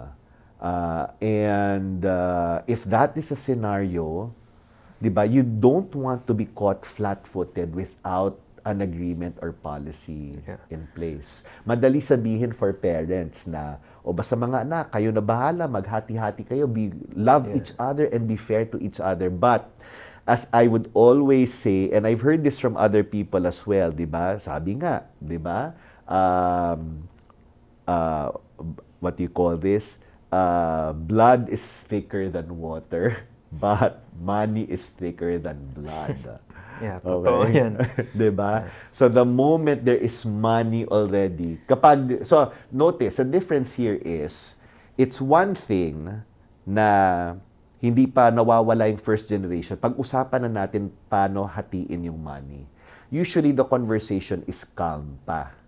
Pero if the previous generation is out, and then the money is about to be distributed, the psychology of people changes. Hindi na calm. Siyempre, yung human nature, yung greed kicks in, yung ego. Ganun. Exactly. Oo. And sometimes that is where the accusations would start to come in, whether accurate or inaccurate. Kasi there might be that feeling na, o teka, dinadaya nyo yata ako. I'm not getting my fair share. Yung mga personal issues lumabas na. And if ever there are personal issues, underlying personal issues from childhood, from work. Mga resentments from the past. Exactly. Yung mga unique dynamics. Right. They can also surface. So, minsan, ang maganda dyan, if the first generation or the older generation is still there, it is always ideal that the previous generation is still there. Kasi, typically, we, in the next generation, always defer and respect our parents. That's why, if you are in the first generation, simulan na natin. Kasi, you can pretty much dictate to your children, and they respect you as you're being the parent, and you're the parent, and the children are the children, di ba? They will respect your guidance, and they will not want to disobey you. So that is the opportunity for the first generation. How many families had you dealt with or have consulted with you in your many years? Well, I've been running the program we launched the program in 2018. So this year is the 5 years na pala, no? That I've been running the program. So marami na rin. Both in the public seminars and in-house training as well, no? So marami, di ko na mabilang actually. Of course, there are a few that stand out kasi talagang you hear different unique issues talaga per family. And you come to appreciate really, the dynamics and the challenges. But I have also been privileged to see how families really support and love each other. But what's the worst you've seen? Because I've seen or I've read na may hitman, may order to kill this certain sibling. It gets Ako that naman, bad ba? That no. it goes to murder or Oo. it goes to crime. I'm lucky. Have you seen that? I'm lucky to not have had to facilitate something like that. Kasi there are a couple of cases na, you're right, may hitman, minsan involved pa ang local authorities like the police, 'di ba? Meron ng barricade in the headquarters or the office. Meron ng safe or vault na nilimas na yung pera. There are public cases like that, and they are very unfortunate. I'm fortunate because I have not had to handle them. But I also say that if that is the only time you are creating a family constitution, I'm very sorry to say that that's already too late. Sa korte na yan. Magulo actually. na. Magulo na masyado, di ba? Because there is a big likelihood that you will not even want to sit down to come up with a family constitution. Diba? So, the lesson here is wag na nating hintayin yon. So, a lot of the family businesses that would come to me are typically parents who are about to retire. They are in their late 50s or early 60s. I've had, of course, family businesses na the first generation is still involved but turning 80 years old. Talagang he really wants to continue working. Diba? So, okay pa yun. No problem naman there. So, those are the typical cases that we have. Kasi yun, you still have a good opportunity to create a family business. Pero maraming cases yan, whether in the Philippines or abroad, di ba, na too late na when they start talking about what is a policy. Anong personal opinion mo on in-laws getting involved in the business based on what you've seen, based on the cases you've covered? Is it good? Is it not good? Ano naman? Like if ikaw, would you involve your in-laws? Right. Okay, so here's the thing. There is no evidence that in-laws are bad for the business. Let's get that clear, okay? There are many businesses out there that have involved in-laws and they are doing well, okay? But there are also many companies that have decided to not involve their in-laws. So case to case. Case to case. It really depends. Yes. It depends on the family culture, the history. It would also depend on the very nature of the people who are involved, the kind of people who are involved. Kasi, and this is where lang it gets tricky. Kasi di ba, minsan ang nangyayari dyan, you have one family member one in-law who is well-liked. Okay? So, tanggap siya sa trabaho. Kasi we love that person. He or she is a very good in-law. Yung isa, not so popular, di ba? So what happens, hindi siya tanggap. So that's the problem. If the policy making is you are only accepted into the family business because of your closeness to a family member or your popularity, sabihin na natin, in the family, you're on shaky ground. Di ba? But if the policy of the family is we will hire people according to qualification, according to competency, and you accepted that person based on that, then there will not be any accusations na, oh, bakit si ganito tinanggap pero itong in-law na to hindi.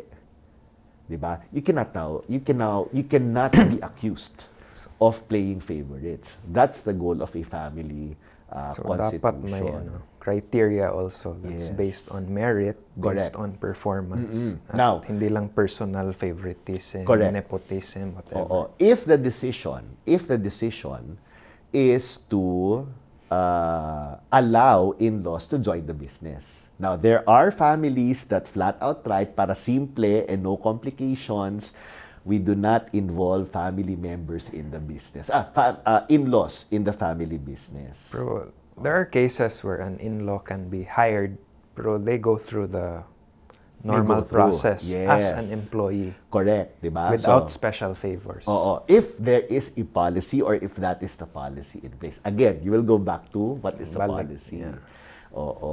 So, yun. Pero, it can get tricky. Di ba? It can get tricky when you involve in-laws. But it's not bad. Okay, again, there's no proof that in-laws are bad for the business. Because I imagine if we have an in-law, then magaling talaga sa work and can really get the job done. Right. Then wala. But I understand it can get tricky if you have an in-law that's not part but keeps demanding or may entitlement. Na, correct. Because I'm the in-law, I'm part of the ownership. Kaya I go back to the 3 circles as well kasi if you are an in-law and you become part of the family business, you now are part of operations. So you have to follow the rules of the business. Yeah. But because you are also part of the family, again, the other circle, there has to be guideline then within the family. So babalik ka sa family constitution and what are the mechanics now for you as a member of the family and for you as a member or, in this case, employee of the business. So, kailangan the guidelines are there. Pero case to case, no? Kasi I really imagine may mga toxic na scenario. Yes. Na unqualified, then mag-demand, then, correct. Then magtampo, yung mga ganyan. Then, then iba na yung mga mood sa gatherings. Right. Diba?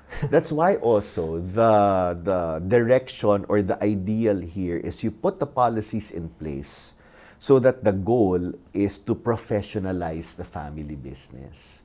Diba? And therefore, the family business now becomes, a business that really serves the interests of the family. Kasi at the end of the day, if we end up just fighting with each other, or you hire, whether it is an in-law or an actual member of the family by blood, but, screws up the business, so to speak, and the business shuts down. Diba? So, para saan pa? No? So, the business, sayang. The opportunity as well. So, if I ask your personal opinion, in the session we had that scenario where si non-family, long-time employee, whether he should be promoted or si next in line, yung anak, who would you pick? Professional. Because you have to think of the entire business pa rin as a whole. That diba? It can function properly, no? That it can run smoothly. Yeah, so part of professionalizing the business really is, professional succession. Everything is based on meritocracy. Kasi as a business, you want to attract the best talent. So, if the feeling of the owner of the business is, kaming family lang ang magaling, you will lose out on the opportunity to hire really talented people out there. And talented people out there will avoid your company because for them, hindi ka what you call employer of choice, di ba? You want people, the best talent, the best people to be attracted to your company. You want them applying for your company. But if they find out na, family lang ang umaasenso dyan, family lang ang napopromote, they will apply for your competitor instead. That's a challenge. But I think some are worried na they lose control on the side of the family, that all these non-family executives would take over. Yes. So, paano kaya Paano yan yun? mabalance? All right. And that is why... A healthy mix would be ideal. Correct. Well, back to policy na yan. And it goes back to how the family wants it for their business. For example, in some families, simple. We have more people now who are not family members who are running the business. Okay? And therefore, what happens here is that you have here not necessarily a family business, but a business that is owned by the family. What does that mean? Puro non-family yung executives, but they are accountable to the board of directors, which is the family. Yeah, So that's I think one way. I would like that setup. So personally. you have to put that mechanism in your operations and in your board so that there is oversight and monitoring. Kasi I think it's important that the family retains that sense of ownership and control. And control. Even at the macro level. Right. Now, the other thing that I have also seen in a family, I've seen this in 2 families already, no? Sabi nila, sige, we can run the business as professionally as possible, kahit non-relatives yan, no? Basta based on merit and qualification, we can put them there. But this family, 2 families that I know, sabi nila, basta ang CFO position, Chief Financial Officer, dapat family. It works for them. Yeah. Pwede. Ako, agree ako na dapat family. Si CFO. Yes. Magulo na if si non-family. Oo. But siguro, ang idadagdag ko na rin dyan, whether you appoint a family member to the CFO position, but you're right, no? Ano yan? You have to make sure that there is at least one member of the family that has a solid background in finance. That's a challenge. Opinion talaga. ko, family shareholders still oversee or nakaloop sa whatever is going on. Correct. At my voice. Doesn't have to be na sila makadecide lahat, pero my voice. Yeah. Oo, kasi 'di ba, merong iba diyan, halimbawa, families very comfortable na they feel that the business is already run by very competent people, which is good, no? But some may see it as a temptation or invitation to say, hands off na ako dyan. Diba? Yeah. Until makikita mo na lang na, hala, where is the cash? What happened to the money? Ganyan, too late na. Because I've witnessed this na may family corporation, pero masyado hands off yung family. Exactly. So, na-delegate so much sa non-family that in the process, maraming mga lusot. Or yung na-empower si non-family CEO, COO. Tapos, tinaasan na nila yung sweldo nila without the family knowing it or realizing it. Out of the loop or in the dark na si family. Correct. So, which is dangerous for, you would say, it could be a takeover. Exactly. So, you need a strong board. Hindi pwedeng mancom lang or execom lang na puro non-family, di ba? If there is no family member who is part of the mancom or the execom, then as a family business, you will have to put in place a mechanism that makes them accountable to owners. And that is typically the board meeting. Because like in a scenario, let's say si family member, hindi qualified, then meron si long-time non-family member.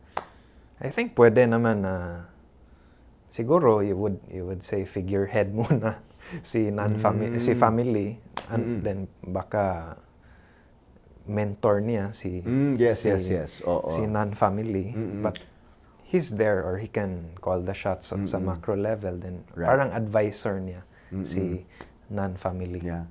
We see in some families na, for example, I am the president of the company. I'm turning the reins over to the next president or the next CEO. And the question palagi dyan is, anak ko na ba yung papalit sa akin? Or is it a non-family member? The best way to go, again, for me, as an expert, is professional talaga is the way to go. So which means, if the next in line to the president and the one who is most competent is a non-family member, I always suggest go for the non-family member. But most likely after that non-family member, yan na yung second or succeeding generation, 'di ba? So yung mga nasa next generation then have to be reminded na if a family member is first appointed before you, it does not mean that you will never be promoted na. 'Di ba? If you are gunning for that position and you are preparing for it, yes, prepare for it, get trained, get equipped, and work your way up pa rin, 'di ba? 'Di ba? Families are always, a lot of parents are always saying na they don't want children to have a sense of entitlement, 'di ba? In business, it is pretty much the same. You get your position out of merit.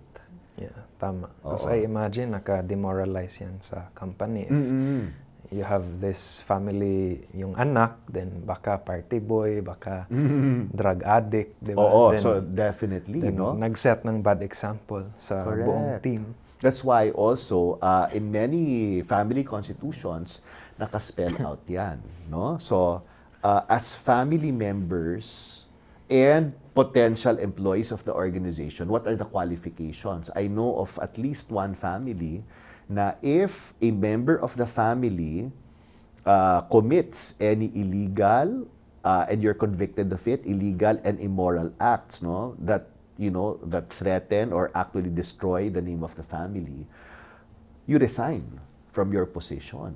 Pwede yun, di ba?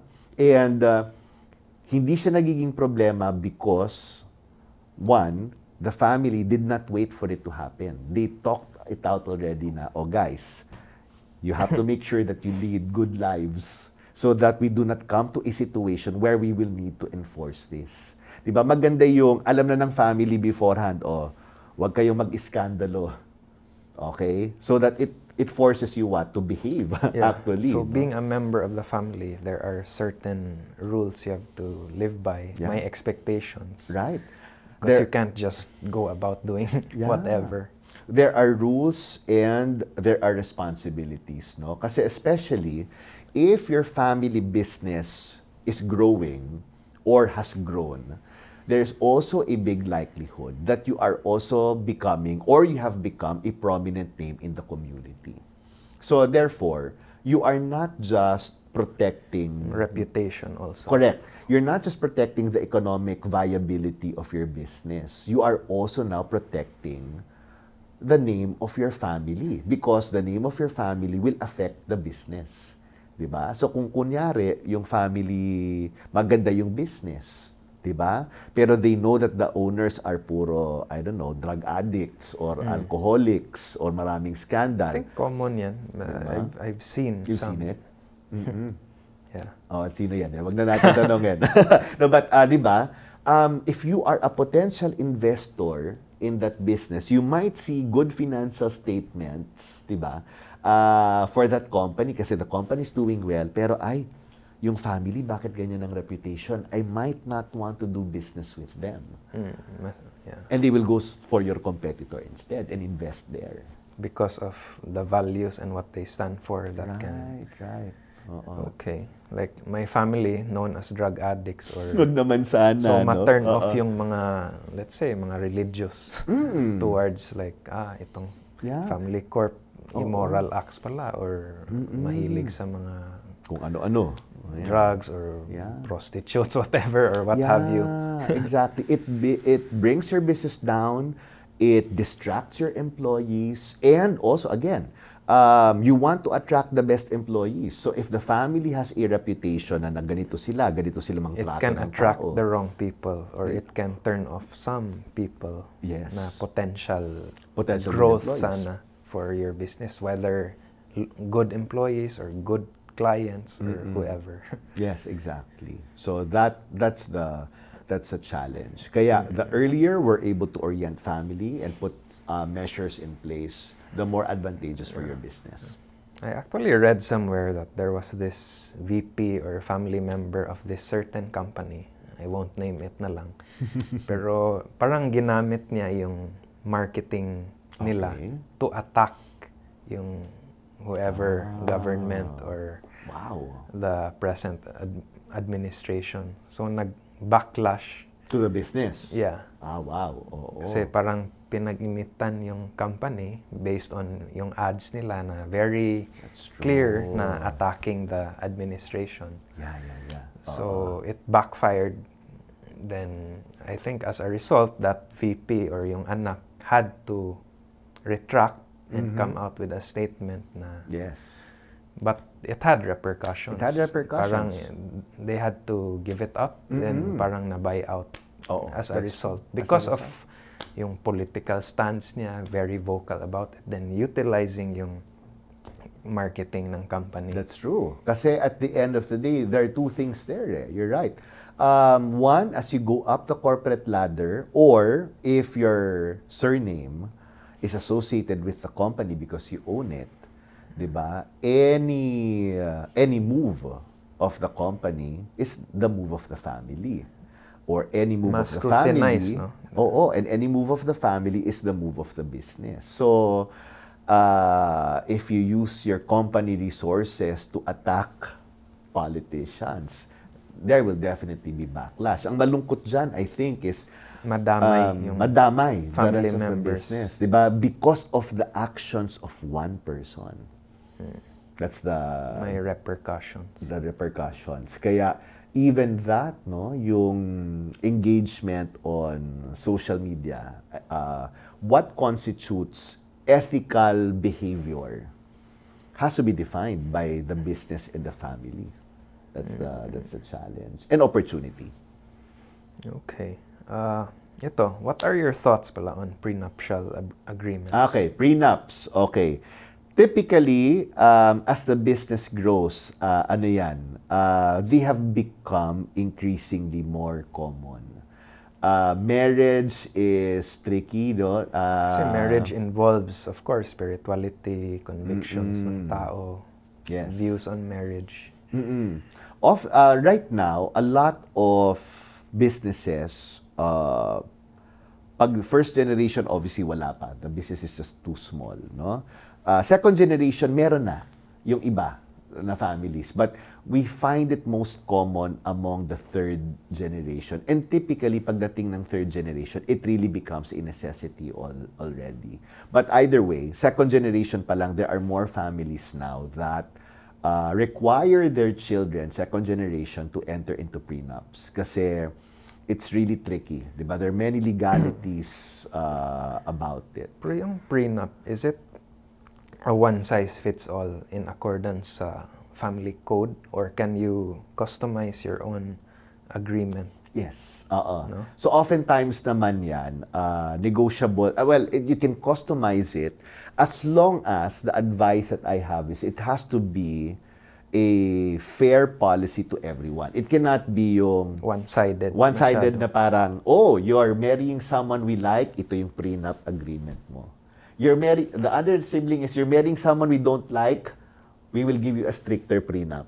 So it has to be, of course, equitable. Yeah. So Kasi again, may we mga don't. unconscionable prenups na I think that go overboard na. Yes. I think minsan it can ruin the substance din relationship. ng And the marriage, relationship. or it can create friction, Yeah, of course. or ma-cheapen yung marriage in a way na mawala yung Right. substance, and it becomes practical Yes. also. Oh, kasi there are no Na what's yours is yours, what's mine is guarantees. mine. So wala na masyadong accountability sa marriage. So like if let's say someone gets married, yung mayaman, then may prenup sila na very strict and binding. Right. So the husband would siguro, let's say, may womanizing problem. So mas yung approach niya, anyway, may prenup, I can just cheat right away. Or mas convenient kasi mas may way out. Oo. Kaya ano yan? So I can be unfaithful or mas may avenues for being unfaithful. That's why the policies have to be put in place. Oo. Policies yan. Oo. Okay. Goes back sa anong na pag-usapan. Diba? So it always goes back to the policies talaga. And the earlier that you're able to do that, the better for the family. Okay. Sige. So ano pa? What advice would you give, given, of course, you've been doing this, family corporations. But anong other subjects do you master or thank you. Okay. Expertise mo? Well, in Guthrie Jensen, we're all full-time consultants, and part of our training is we try to master as several several programs as much as possible. No? So I conduct Managing the Family Business. It's one of my programs, but I also conduct programs on leadership. I conduct programs on management, finance, communication, even sales. So, ano kami? What's the right word? We wear many hats. But of course, ano yan? And of course, we continue to build programs as well. Kaya that's how we've grown also. No? That now we started, when we started in 1979, we just started with 2 programs. Now we have 120 programs. So I conduct a lot of those programs as well. So the program I'm conducting tomorrow here in Cebu, and that's why Cebu, thank you. This is 2 days. 2 days program. Where I'm conducting a program on strategic leadership. No? It's a program I've created kasi the challenge talaga is as you go up the corporate ladder, you're in operations, diba? But you now become responsible for more people. You have a greater scope now. You have to move from an operational mindset to a more strategic point of view or perspective. So that's where strategic leadership comes in. Here in Cebu, we also conduct the 5-day MBA. No? So I handle, I can handle several days of the MBA, but right now I handle day 1, which is finance. But the MBA kasi the core subjects of any MBA, we have, I handle finance right now. Another consultant handles strategy. We have marketing, management, and leadership. So depending on your needs, of course, we'd love to have our participants. So we have participants from different industries, regardless of the size of their companies, no? And whether private or public sector, they are welcome to attend. Yeah, thank you, by the way, for attending Managing the Family Business last time. Yeah, very good session. Siguro more on a personal note. Anong hobbies mo or what future plans? What keeps you busy other than, of course, your Guthrie Jensen consultants? Makes me think all of a sudden kasi I'm such a workaholic. Ayan. Well,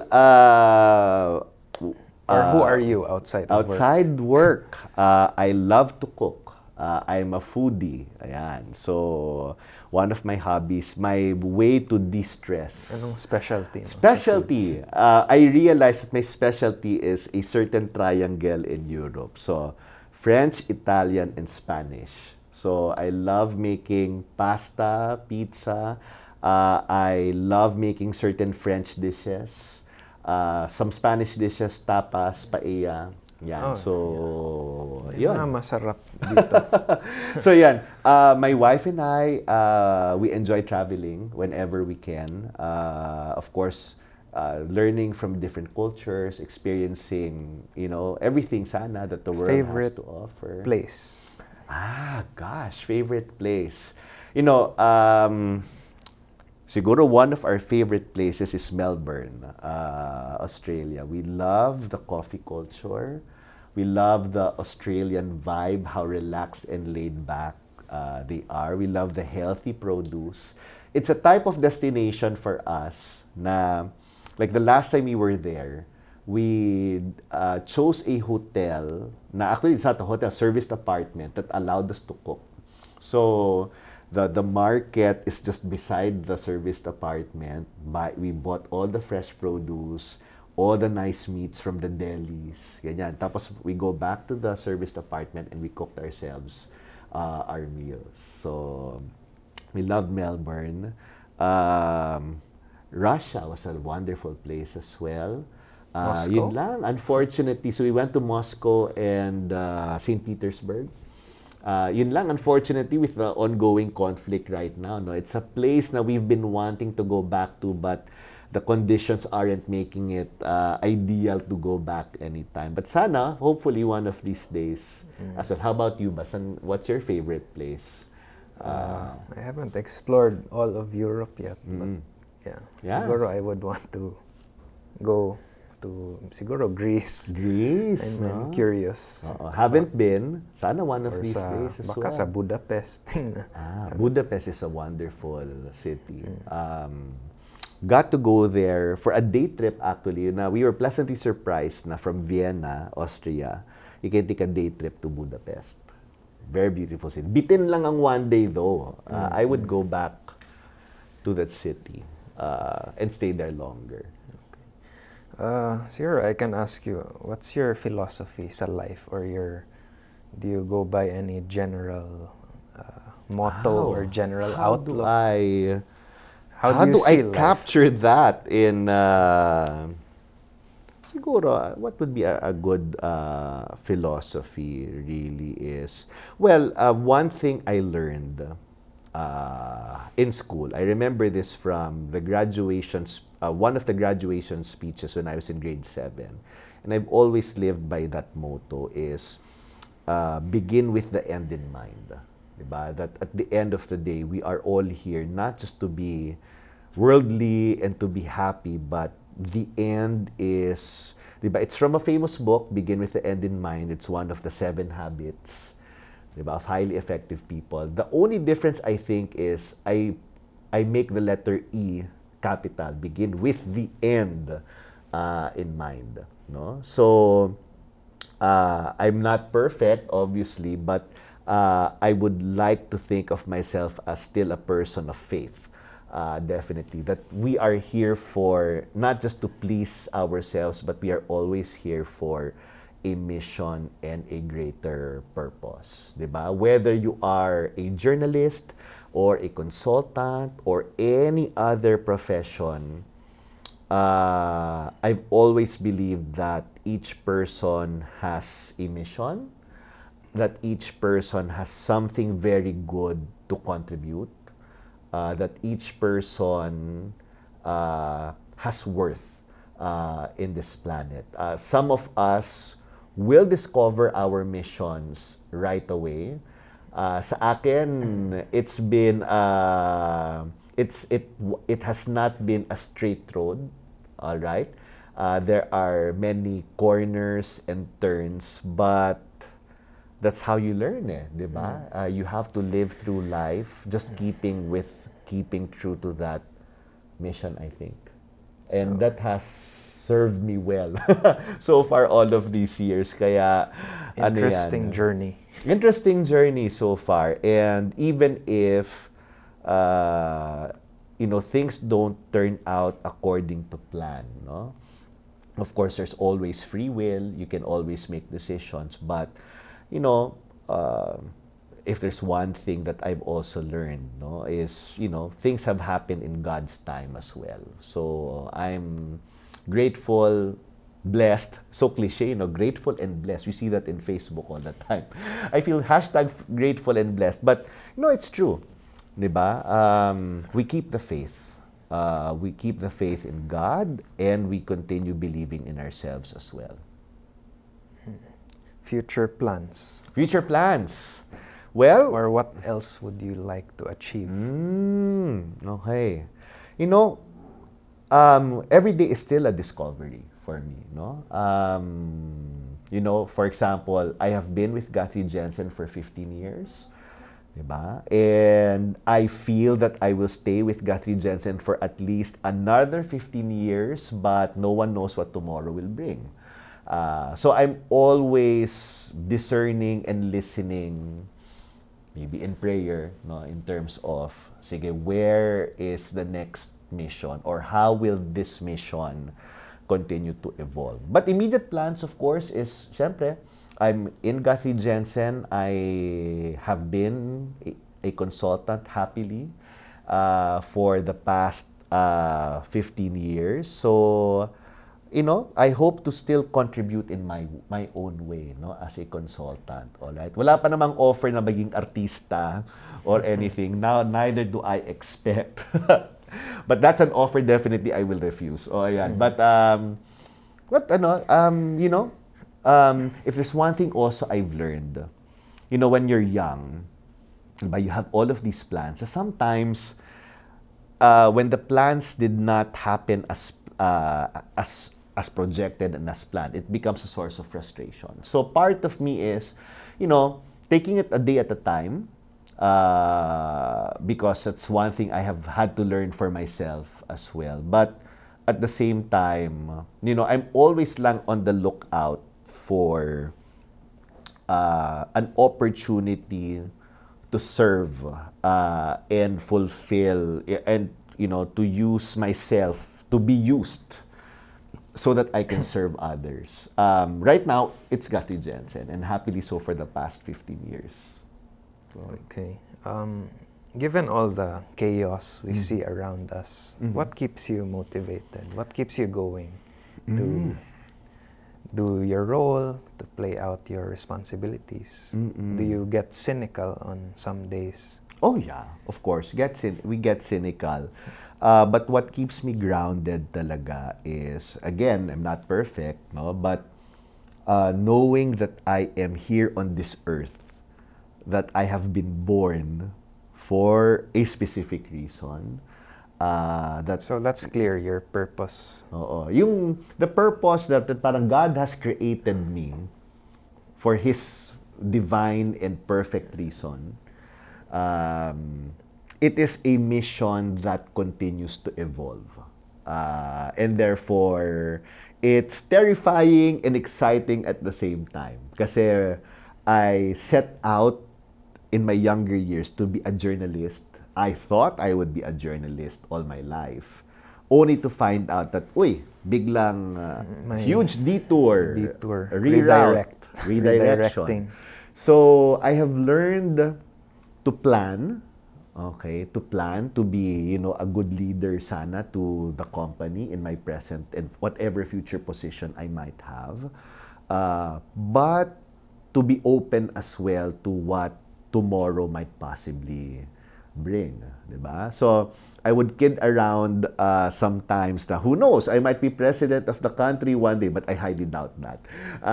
But if you're called to such a thing, who knows, diba? You just have to be open to it and discerning, of course, enough for it. Because at the end of the day, we don't know what the future brings. I think because our life is so uncertain, it's important we discern our next steps in accordance to God's will, right? So that's hard. So I think what I've also learned is, you have plans and dreams for the future, but at the same time, while keeping your priorities always in check. Of course, I'm reminding myself that, we're not here for our own selfish ends and pleasures. We are here to serve. We are It goes here beyond ourselves. Yes. It's about other people, the community. There is always, diba, a higher cause than ourselves. A higher diba? calling. A higher calling, yeah. And we can contribute in our unique ways, diba? Whether it is you're called to do something grand or, diba, just doing something ordinary but, helps people out and serving people, diba? As long as you're able to do your, you know, according to your calling and according to, you know, according to your potential, no? Yung talagang, 'di ba? I'm a believer of the parable of the talents, 'di ba? God has given us different talents, 'di ba? The fear ko pala, my fear palagi is being that third person who did not do anything with his talents, and 'di ba nagdig lang siya ng hole and did not do anything with his talent. So at the end of the day, we'll all be judged, 'di ba? And I also live by the principle na we will only be judged according to two things, 'di ba? How we loved and served God and how we loved and served others. Diba? Yun ang final judgment nating lahat, I think. Heard that somewhere, but yeah, I subscribe to that belief. No one will remember you as, you will not be judged in heaven as how good were you as a CEO? Diba? Did you, how many quarters of profitability did you produce for your company? It will boil down to service to God and love of God and service and love of others. What are your spiritual views, or what do you think happens after we die? Well, I'm Catholic, okay, well, there is life after death. That is the faith that I subscribe to, no? And that you know, despite our shortcomings and imperfections, diba, we have a God who is loving and merciful. And if there's one thing I have learned, diba? Kasi sometimes, syempre, you think of, nako, will I make it to heaven? Mga ganyan. What is the path ba talaga going there? No? Now, of course, each person must have a relationship with God. At least that's my thinking. I'm not imposing it on anyone. No? But at the end of the day, one thing I have also learned is to never underestimate the power of God's love and mercy. And siguro I'm coming then from a perspective that I have seen God's love and mercy save and bless me several times. And I wish that for many people, of course, as well. I'm not perfect, diba? But that's the beauty of God's love and mercy. Redemption. Redemption, diba? Redemption as well, and mercy and love. Most important, love. Okay. Perhaps a parting message. Parting message?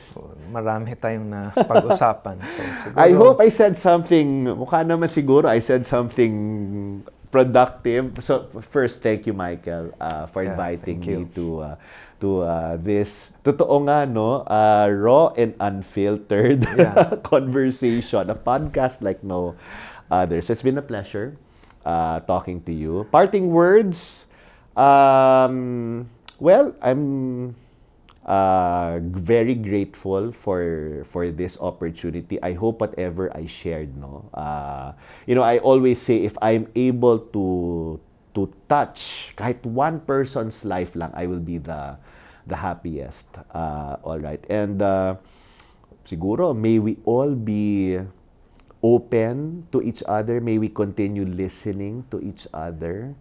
May we all keep the faith, diba? And kumbaga, it is very common to say this now, but it cannot be understated or overemphasized, diba? Na we have to be kind to each other. We have to actively find ways to be kind to each other. Okay, so thank you. All right, thank you. Thank Pleasure you. to have you on. Yeah, thank you so much, Michael. Thank you. Okay. Thank you.